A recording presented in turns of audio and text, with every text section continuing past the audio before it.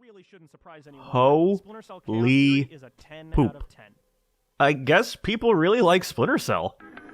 Months back, before my living quarters burst into flame, I put out a nearly hour-long breakdown of the mainline Splinter Cell games, from the original all the way to Blacklist. That video ended up performing better than I ever could have imagined.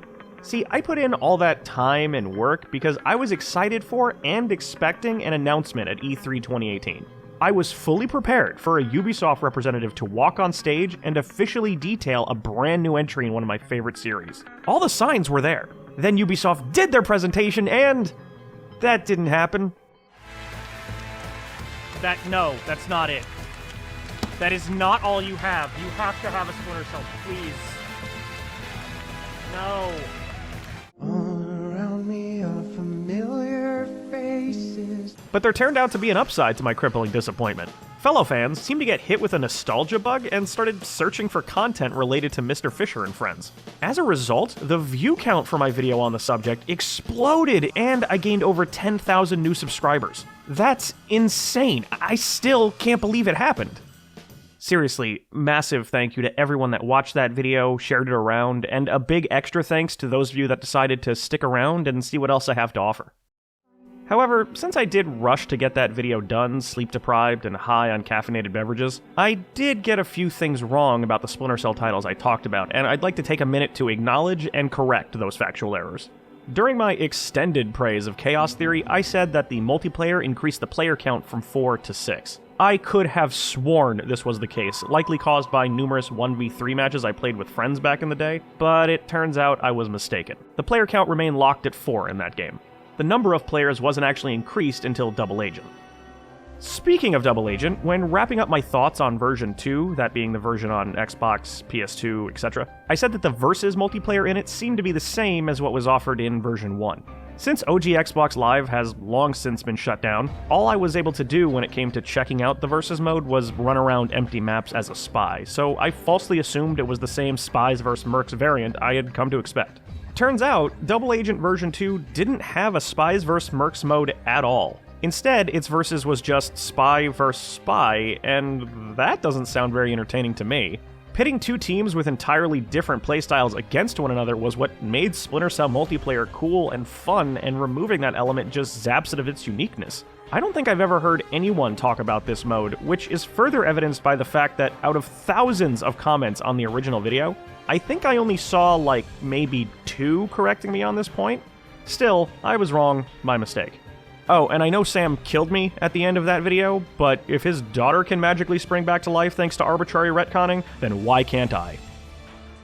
And that does it for corrections. Well, mostly. When it came to my long-winded retrospective on the Splinter Cell series, there is one specific statement I saw repeated over and over again. A statement not meant to correct something I said, but rather something I omitted. You missed Splinter Cell Essentials. What about Essentials? Why nobody ever talks about the handheld Splinter Cell Essentials game? You forgot Splinter Cell Essentials. It's an exclusive to PSP. What about Splinter Cell Essentials? Not every Splinter Cell game. You forgot Splinter Cell Essentials. Tom Clancy's Splinter Cell Essentials? PSP. Splinter Cell Essentials? What about Splinter Cell Essentials on PSP? Is there a reason you didn't cover Essentials? Essentials. Essentials. Essentials. Essentials. Essentials. Essentials. Essentials. Essentials. Essentials. Essentials. Essentials. Essentials. Essentials. Essentials. Shut up! I hate you! Okay, look, I didn't forget Splinter Cell Essentials. The point of that original video was to cover the mainline entries in the series, the ones that I played growing up. I had never played Essentials, and while some people do consider it a mainline title, based on what I had heard about it over the years and what I looked up while I was researching, I didn't. And hey, I never promised to cover every single Splinter Cell game ever released. I mean, what could have possibly given you that idea? Oh, right. Yeah, so technically that title is misleading because no, I did not in fact cover every Splinter Cell game. To be honest with you, the title of that video was the very last thing I thought of as it was uploading. I never intended to mislead anybody, but if you clicked on that video expecting me to cover something only to be met with disappointment when I didn't, I can't really blame you. So let me make it up to everyone by covering my bases and talking about even more Splinter Cell games, namely the ones released on portable systems. Now, when I say portable systems, I mean proper, dedicated, handheld gaming devices. I know there are a number of titles in the series that came out for mobile phones over the years too, but not only do I have no idea how I'd even play those games nowadays, I simply have no interest in them. I'll also be foregoing scores this time around, as some people seem to focus on them a bit too much. A 6 out of 10 means decent on my scale. I don't hate Conviction. Why did so many people think that? Timestamps are in the description and pinned below for your convenience. Let's jump in. First up, we have Tom Clancy's Splinter Cell for the Game Boy Advance. Naturally, you can't translate the traditional experience of a 3D sneak-em-up to Nintendo's handheld, so developer Gameloft instead decided to play to the system's strengths and make a 2D side-scrolling action platformer with stealth elements. It follows the same basic plot of Sam Fisher's debut, with some threads streamlined or removed, and the already pretty tame violence is toned down even further. For example, in one later level, you're trying to rescue captured soldiers before they're forced to denounce the United States in a public broadcast, where in Splinter Cell proper, you're trying to stop them from being executed. You also don't really kill anyone in this version. Yeah, you can shoot people, but there's always a few little Z's floating above who you just shot, indicating that they're just taking a little nap. No need to worry about them. Aw, look at these terrorists sleeping on the job. Your available moves are expectedly more limited given the different perspective and fewer inputs of the GBA. You can walk or run around, jump, and attack either an elbow strike or firing your weapon depending on whether or not you have it equipped. The left bumper toggles unholstering your weapon, either a pistol, technically a tranquilizer gun, or smoke grenades that knock out groups of bad guys. The right bumper activates your sticky camera, letting you scout a couple screen lengths ahead so you can see what you're walking into. And finally, you can switch to both night and thermal vision by going into the start menu, but not only are the uses for these extremely situational, but the game often won't let you use them until an appropriate time anyway, so both are largely ignored. In addition, there are also a number of minigames including things like lockpicking doors, cracking safes, and disabling turrets. Each of these are quick and easy, and the change up to the normal action is nice, although I think they pop up a bit too frequently for their own good. And there are a handful of special sections where the game turns into silent scope for a minute. I was actually surprised to see something like this here, and while controlling a reticle with a D-pad isn't ideal, these bits mostly work fine and are also over very quickly. As far as the stealth systems go, things are pretty simple. You're not moving between shadows, and there is no light meter. There is a meter on the bottom left of the screen, but that just acts as a threat detector that goes from green to red the closer you get to enemies, and while it doesn't provide you with much information, it at least helps you not stumble into unseen threats if you're paying attention to it. You can duck into some parts of the background or climb up on ceiling pipes to avoid patrols, but if the area you're in doesn't have either of these, your options are limited. If, or when, you're spotted by someone, they might start shooting, but more often than not, they quickly run to the nearest alarm button. In missions where this isn't an instant failure all on its own, you're usually given a short timer that lasts about 10 seconds in which you have to find a button yourself and turn the alarm off. Although typically, if there isn't one immediately next to you, you're basically screwed and guaranteed a checkpoint restart. Speaking of checkpoints, their placement can be a pain. While the levels are generally on the shorter side, the only times you tend to have your mission progress saved is when you complete an objective. I don't expect quick saves in a GBA game, but sometimes there are a lot of rooms, guards, and cameras between completed objectives, and slowly working your way through all of that only to have to do it again is as frustrating here as it was in this game's Big Brother counterpart. I often found myself getting impatient and sprinting around, memorizing patrol patterns and rushing to quickly whack dudes upside the head. Although, unsurprisingly, half the time this tactic didn't work out in my favor. In fact, my favorite gameplay moments were when I was free to just haul ass, jumping across gaps, leaping from ladder to ladder, or pipe to pipe. It's this kind of gameplay that just works well on a smaller system like this, with parts that ask for extended caution acting as occasional roadblocks. Though, weirdly enough, my least favorite part in this entire thing is actually a platforming segment. There's this sequence on the oil rig level where you go through a door and a guy starts running away as chase music starts. Okay, clearly I have to chase after this guy, and so I do. I run and jump like an absolute pro, keeping pace with him the entire time, only to have the mission fail when we reach the end of the obstacle course. Turns out you're supposed to shoot this guy to win. You don't just shoot him once. No, you have to shoot him 4 times, which you can't do quickly because he does that blinky invulnerability thing after each hit, so you have to keep up with him. Problem with that, he never stops moving, and since you can only walk when you have your gun drawn, it only takes a second for him to get far enough away that you can't catch up. So you have to sprint after him while periodically whipping out and firing your pistol with the reflexes of a kung fu master, then just as quickly put your gun away and continue running so he doesn't get away from you, and then repeat that multiple times. It's the kind of segment where the tiniest mistake means you may as well leap to your death and start over. Maybe I just suck, I'll admit that, but this stupid 15 to 30 second chase took me 20 minutes to get through and I never want to play it again. That part aside, the game's alright. It doesn't hold a candle to its console counterpart, but expecting it to isn't fair. I'm not going to sit here and claim that Splinter Cell is a forgotten gem among the GBA library that you have to play, but it's a solid little action title for the system that you're likely to have some fun with for the handful of hours it lasts, despite a few frustrating parts and basic sneaking elements. Next up, we have Splinter Cell Pandora Tomorrow, also for the Game Boy Advance. Hi there! Remember how in the last video I came in front of the camera to caution all of you about something related to Pandora Tomorrow? Well, coincidentally, I have to do that again. When I decided to do this video, I went about the process of tracking down physical copies of all the things I'd be talking about. And for all the other games, that was a relatively simple process, but in the case of Pandora Tomorrow, trying to get my hands on that little Game Boy cartridge turned out to be an impossible task. Just like everything else, I went on Amazon, looked up what I needed, double-checked that it was in fact the right thing, this part is important, and then I placed my order, and a week later, I got this. Now, the perceptive among you will realize this isn't a GBA cartridge, this is a PC game. So I got sent the wrong version. This happened 3 times in a row from 3 different sellers. Apparently, the GBA version of Pandora Tomorrow is the holy grail and no one knows where to find it. Now, I'm coming at this from a place of bewilderment, not anger, because all 3 sellers did refund me my money the second I brought it to their attention, and even if they hadn't, it's only like $10 a copy, so it wouldn't have been much. But I'm coming in front of the camera to issue a warning. If you're someone out there that likes to actually own physical editions of the games that they play, and you feel compelled to track down Pandora Tomorrow on GBA from hearing me talk about it, just buyer beware. Just looking at this game might cause you to write it off as simply more of the same, and while it absolutely shares a lot with its predecessor, just about everything about this sequel is improved. Firstly, it just looks better. The sprite work and animation have a bit more detail to them, and colors are more vibrant, making it more visually appealing across the board.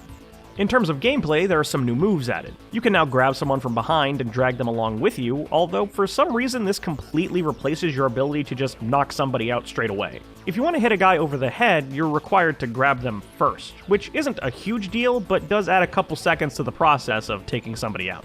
You can also drag bodies now, which is neat even if it's rarely necessary. And Sam can now roll while crouched. Again, not a necessary addition, but come on man, rolling is cool. They see me rolling. The lockpicking and safecracking minigames return along with a number of new additions, including 3 different ones for hacking and cutting wires to disable turrets. The increased variety is appreciated, but just like the first game, I think the frequency of these minigames is far too high and can hurt the pacing when they show up one right after the other. This time around, Sam is always rocking his SC-20K rifle, with the pistol only making an appearance if you're shooting while hanging. You can now fire at an upward angle, useful for taking out cameras you might not want to spend time sneaking past. Equipping your weapon is no longer a toggle, instead having you hold the button when you want it and releasing it when you don't, which is a minor change but feels so much smoother. It lets you react to threats faster, popping off a shot or 2 before continuing on your way pretty seamlessly. Would have been useful to have the last game. Oh, and you're no longer hitting terrorists with nice sleepy time darts. You see these guys? They were alive, now they're dead. Way better. But the biggest changes are to HUD and level design. The threat meter is tossed out and replaced by an actual visibility meter on the bottom right and a full-on radar at the top of the screen. The additional information conveys more clearly whether or not you're hidden and severely tones down the frequency of stumbling into bad situations. Actual stealth is now a much more viable and enjoyable option thanks to the improved level layouts. There are tons of background elements that you can conceal yourself behind. Crates, pillars, curtains, they all provide cover, and if you're careful, you can much more successfully sneak by all manner of patrols by timing your movements going from one to another. While I did still get impatient and sprint around blasting fools, which is even more tempting given the refined shooting, I absolutely made an effort to sneak around a good deal more than the first game. I think I've made it pretty clear that this is a superior game in most regards, though I do still have a few issues with it. The alert timer is now completely gone, replaced with a period of time where elite enemies spawn in and search for you. If they see you, you're pretty much dead, but if you do successfully avoid them, you're just kinda left waiting around, twiddling your thumbs for 30 seconds before things return to normal. And if you ended up doing something sloppy, like leaving multiple bodies in view of a security camera or within line of sight of a guard standing next to an alarm button, you can find yourself in a minutes-long alarm loop where again, you're just waiting around doing nothing. My other issue is that the majority of the levels simply last too long. I know it's a weird complaint to want less content, but the majority of them just overstay their welcome to a degree. You'll routinely complete your 6th or 7th objective, fully expecting the level to end, only for it to keep going. Here are the completion times for all the levels in the first game compared to the completion times for the levels in Pandora Tomorrow. Keep in mind, these don't take into account failures or deaths, so you could easily add another 5 to 15 minutes onto each of these. Basically, I think the levels can be tightened up a bit, or the content in them can be spread out more evenly. All in all, Pandora Tomorrow on GBA is a good time. It improves on just about everything from the first entry and feels better to play, so if you choose to experience one of Sam Fisher's Game Boy adventures, this is the one you should go for. Now we're moving on to Splinter Cell Chaos Theory on the more powerful Nintendo DS. Let me apologize up front for the lower quality footage you'll be seeing for the next two segments. Since I don't have any way to directly capture off my DS, the best I can do to record gameplay is point my camera at the screen and hope for the best. If things ever look out of focus, blown out, or at a weird angle, it's simply a result of this low-budget setup I've got going on. It's not ideal, I know, but unfortunately it's the best I can currently do. Sorry again. It's no secret how I feel about proper Chaos Theory. I went on record declaring it one of the best games of all time and one of my favorites. So how do you convert a genre masterpiece onto Nintendo's original dual-screen platform? Turns out, really fucking poorly. Even with my crappy footage, I'm sure you're looking at this and thinking, this is torture. Sam Fisher has never looked so ugly with low-quality textures and extremely janky animations. I know this isn't an Xbox or PC, and it's unfair to compare this version to those, but even the original DS was capable of far better than this. On top of looking bad, it also runs bad, with a choppy frame rate that struggles whenever you do anything. But hey, maybe I'm being too harsh. After all, this version runs way better than its original incarnation. You see, Chaos Theory wasn't designed from the ground up for the DS platform. In reality, the game I'm playing right now is actually a port of Chaos Theory. For N-Gage. Yeah, that's right, the N-Gage. Hybrid gaming system / taco phone that nobody owned and was forgotten about almost as quickly as it came out. Turns out, DS owners got its sloppy seconds, and when I looked up footage of the original release, I'll give the port credit, cause I'll take my stuttery 10 to 20 frames over the 2 to 3 frames the game used to run at. Although if you ever feel like replicating the experience of playing on a phone, all you have to do is turn on night or thermal vision and watch the frames disappear. To be fair, maybe this was incredibly impressive on a phone back in 2005. The GameSpot review I found of the game contains quotes like, "This is a remarkably good port of an excellent game, and perhaps most surprisingly, it runs really well, graphically." But it has aged about as gracefully as a corpse. This may come as a shock to you guys, but this game also doesn't play very well. Given the original DS only had a D-pad, movement feels stiff, lacking any nuance. The touchscreen is used for camera control both when moving around and aiming a weapon, but the former feels awkward to do while moving since you're essentially one-handing the system at that point, and the latter doesn't feel as precise as you'd expect, likely a result of the transition from a phone keypad. The bottom screen also acts as a radar that will reveal enemies when you get close to their position, but given how brain-dead the AI is, it's not really necessary. Guards will either stand still or roam in their set pattern, making them easy to sneak up on even with the substandard control. But even if you are spotted and a bad guy comes to investigate, he'll just stare at a wall until his alert phase ends, or you get impatient and shoot him in the head.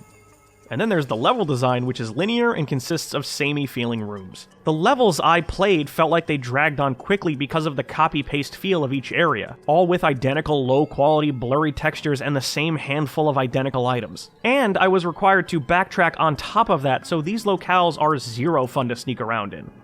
Some of the more observant among you may have noticed all the footage you've been seeing has been from the first 2 levels, and there's a very good reason for that. That's all I played. Originally, I had planned to do my due diligence and suffer through the entire game. But then, I hit a wall.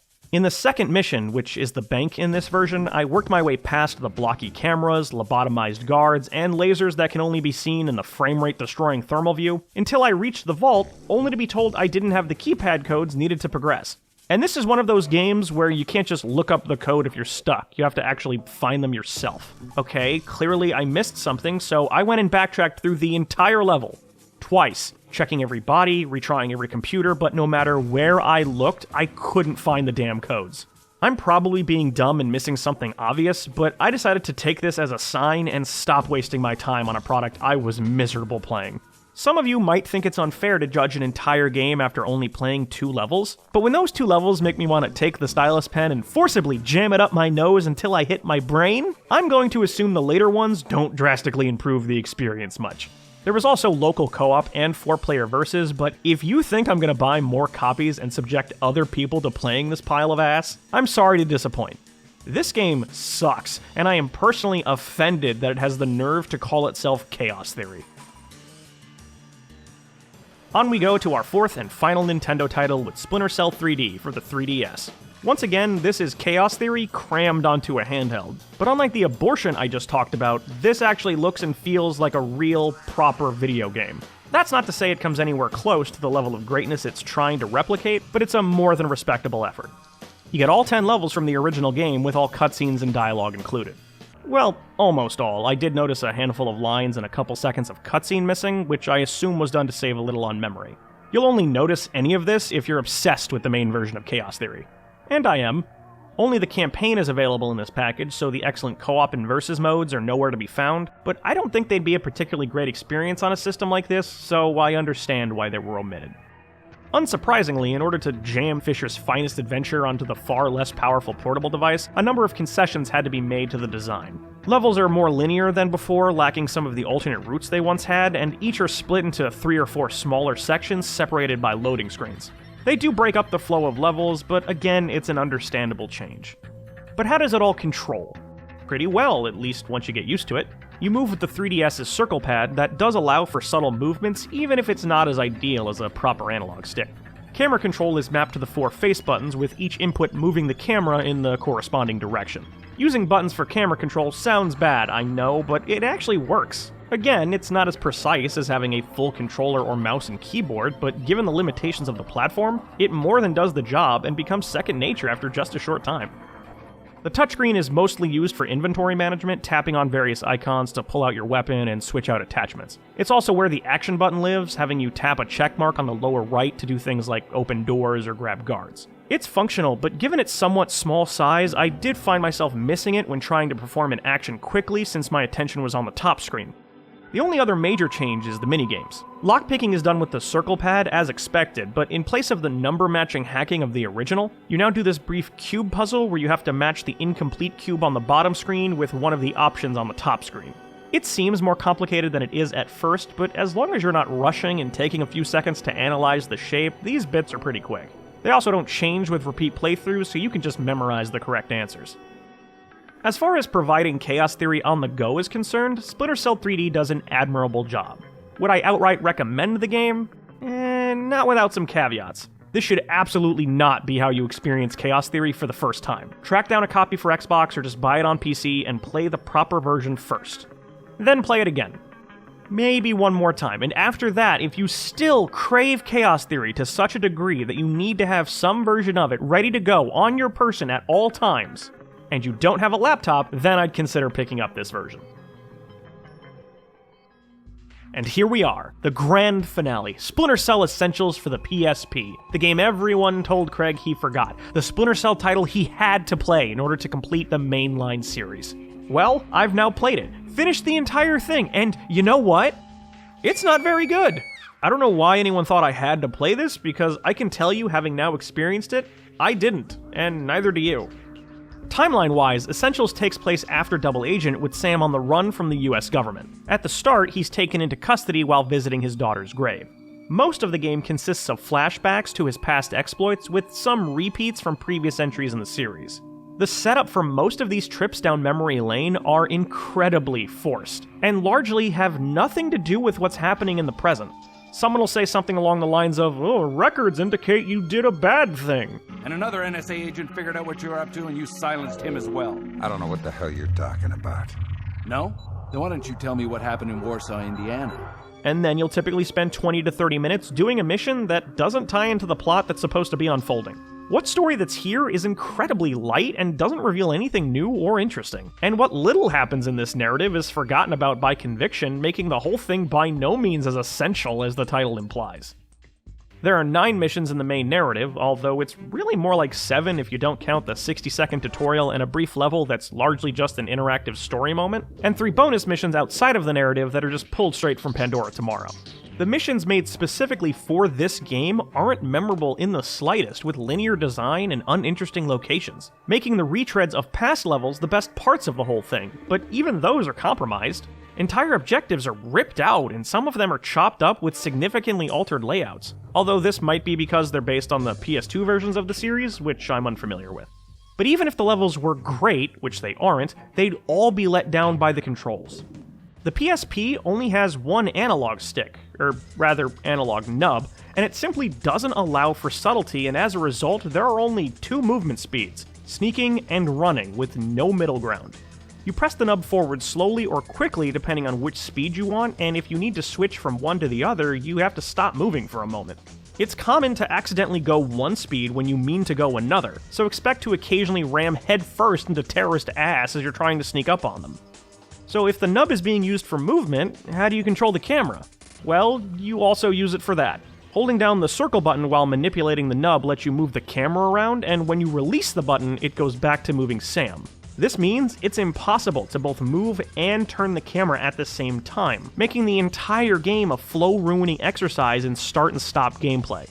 There is an alternate control scheme that uses the face buttons for camera instead, with a toggle reverting them back to their other functions, but that feels even worse. Splinter Cell 3D used face buttons for camera control too, but it had the touchscreen to fall back on, so it worked there, but the same can't be said for Essentials. On top of that, the more limited inputs on the PSP system means that some buttons pull double duty. It's just a messy control scheme. Like any substandard controls, you can of course get used to all of this, but it doesn't feel natural at any point, and you're bound to accidentally do something you didn't mean to from time to time.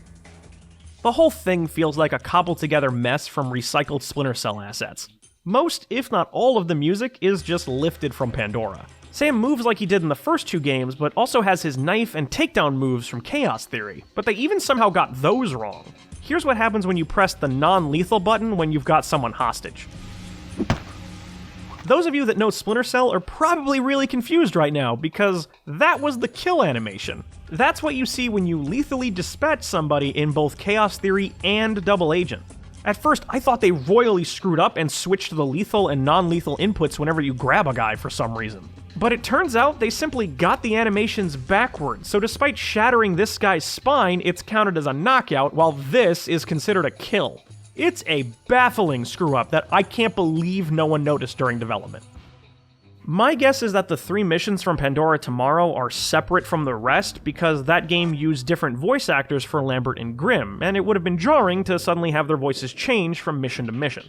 Fair enough, I guess, although in the one level in the main story where there's an alert limit, which by the way is the penthouse mission from Chaos Theory, aka the game in the series that completely removed alert limits, despite hearing good old normal Lambert and Grimm the rest of the time. Fisher? Looks like the National Guard are trying to restore the power to the building's elevator. This is what you hear if you're spotted. Alarm stage 1. Sam, don't be detected. Fisher, you need to be a ghost. You're putting the mission in danger. They just use the alert status dialogue from Pandora and shove it in, ignoring the jarring inconsistency of their voices being different. Like, there's original dialogue in this very game from the regular cast. You had them in the studio, just record a few new lines. Great job, Sam. You've disabled all the cameras in the penthouse. It's worth noting that Essentials actually came out before Double Agent, and one of its main selling points was that buying it gave you a sneak preview of Sam's next adventure. However, all this boils down to is spoiling what is supposed to be the big moment of that game, although to be fair, the marketing for Double Agent did that all on its own. And the one actual full-length mission you play that ties into the game, that being the prison break, isn't the same as what you do in version 1 or 2. That's not surprising, since those games were still in active development when this came out, but that means if you were a diehard fan back then, the preview you were getting didn't accurately represent the next entry anyway. Although you do get this really sweet shot of JBA leader Emil's face right here. That is the face of terror, ladies and gentlemen. There was also a Spy vs. Spy multiplayer mode, but not only can I not play it, I really don't want to anyway. Splinter Cell Essentials' name drips of irony because it is the least essential entry in this whole franchise. Its story is bare bones, and even when it was new didn't reveal anything worth a damn. It doesn't feel good to play with cumbersome controls, and everything about it seems thrown together without much care. Even if you do consider it part of the mainline series, I'd still recommend skipping over it. It's simply not worth your time. And those were the portable Splinter Cell games.